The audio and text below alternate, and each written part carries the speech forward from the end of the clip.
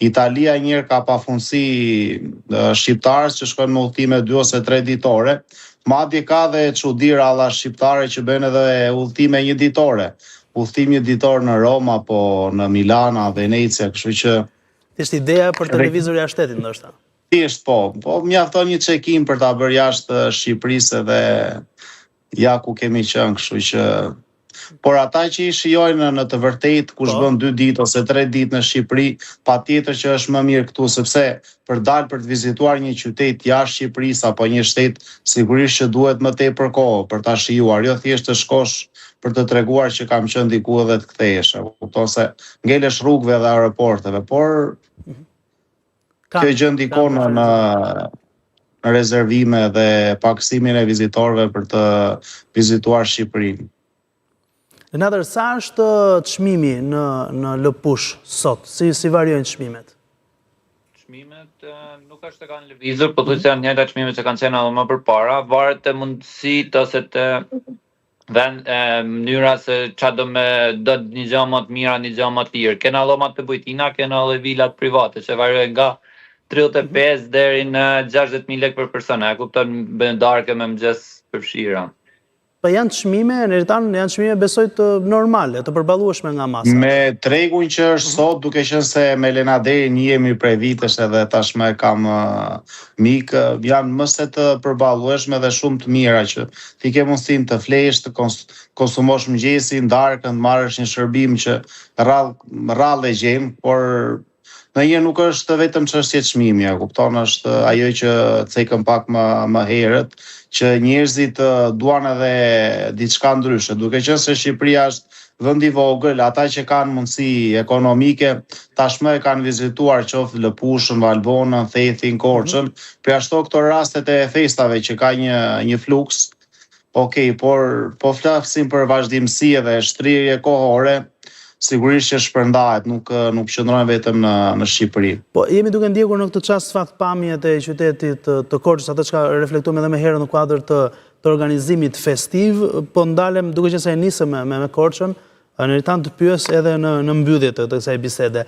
Po. Korça pse preferohet në kuadrin edhe duhet ta shtoj pak më tej mendimin. Pra, ndikon fakti që janë 2-3 fshatra turistik për qark që mund vizitojnë, kanë qenë sigurisht që ndikon, ndjesë ndoshta të ndërpreva.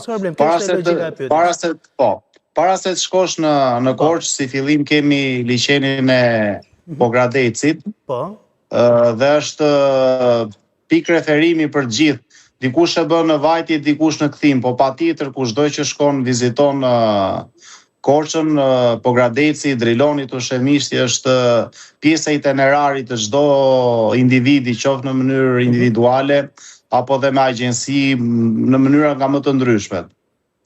Përveç saj kemi Voskopojën, kemi Dardhën, që janë të dyja me nga 20 e pak kilometër nga Korça, po janë shumë afër dhe ti mundet ta mbushësh atë fundjavën apo kurdo që ti të shkosh.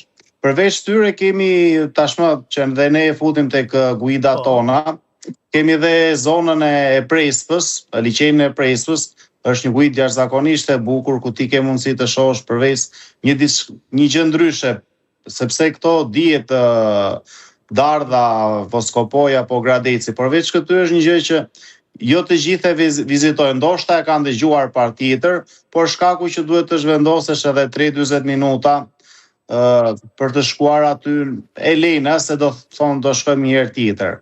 Kështu që dhe është një zonë që ja vlen, kupton që gjë që ja shton vlerat vizitës në qytetin e Korçës. Ndërkohë çmimet në Korçë kanë qenë konstante, nuk besoj se ka patur abuzime, janë çmime normale. Po, çmimet janë okay, për ashtu disa hotele që kanë kushte pak më të mira. Tani çdo gjë varet tek buxheti i individit. Ndonjëherë edhe mundet të duken shtrenjtë krahasuar me vende të ndryshme, por është thjesht preferenciale, pasi ke edhe mundësi të tjera që ti të zgjedhësh. Nezdan, falenderoj shumë për këtë lidhje të drejtë. Lutem kënaqësi. Cegaj, e fundit, pse duhet vizituar Lëpusha? Lëpusha duhet vizituar sepse janë një ndër fshatrat, jo se jemi ne këtu, pa një ndër fshatrat më të bukur turistik si veror, gjitha stinet e mundshme që mund vizitohet. Gjithashtu normale që janë shumë e bukur edhe dimri. Edhe është një ndër fshatrat që ka rreshje borës pothuajse gjithkohës me fjalë në dimër. Është një fshat, është një vend që ka një ushqim shumë të mirë, gjitha ushqimet janë lokale edhe të vendit, gjithashtu edhe natyra. Qartë, të falenderoj shumë, vërtet është një destinacione të shumë të veçanta, të rralla, unë kam vizituar disa herë kam mundur, u bë disa kohë në fakt që nuk kam ardhur për shkak edhe të impenjimit, por e sigur që do të shihemi së shpejti. Falenderoj. Mirë të desh, shumë faleminderit. Mirë, ndërsa ne kemi mbërritur në fund edhe për këtë ditë e sotme në raport me programin që kishim përgatitur në lidhje me informacionet që vinë nga terreni, por duke referuar kështu të diskutimeve në studio me panelistët tanë dhe duke përcjellë gjithmonë në kohë reale gjithçka që ndodh. Kemi mbërritur në fund, kjo është një fundjavë festive, ju uroj një fundjavë